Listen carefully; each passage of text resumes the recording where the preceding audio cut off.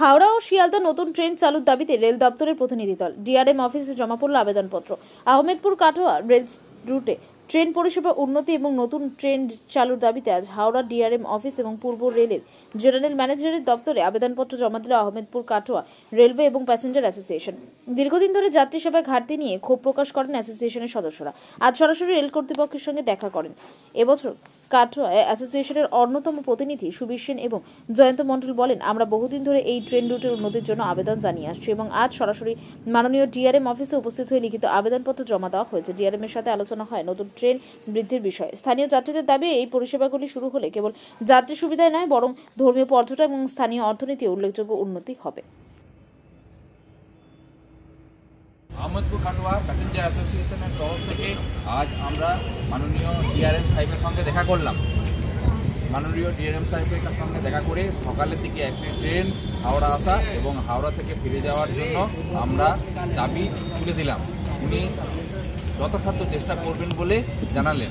আশা রাখছি নতুন ট্রেন একটি হয়তো আমরা পাব। কিন্তু এখন কিছু কিছু সংগঠনের ব্যক্তি বলছে নাকি আমাদের ফেসবুক সংগঠন।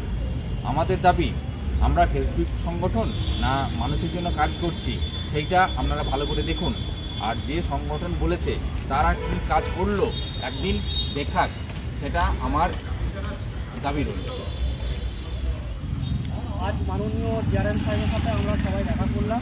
বিষয় হচ্ছে সকালবেলায় কলকাতা যাওয়া ট্রেনের বিষয়। আমরা ওনাকে জানালাম আমাদেরকে 20 থেকে 30 কিলোমিটার দূরে যে ট্রেন ধরতে যেতে হয় এই বিষয়ে, যদি একটি সকালবেলায় বিশ্বভারতীর মতন একটা ফাস্ট প্যাসেঞ্জার ট্রেন চালানো যায় সেই প্রস্তাব দিলাম।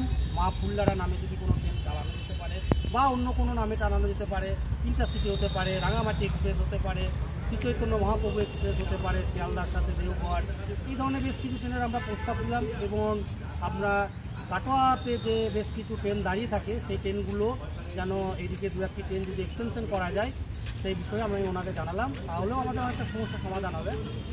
তাই উনি বললেন যে আমি চেষ্টা করব, আশা রাখছি আমরা তাড়াতাড়ি যদি হয় আমরা চেষ্টা রাখছি। ধন্যবাদ।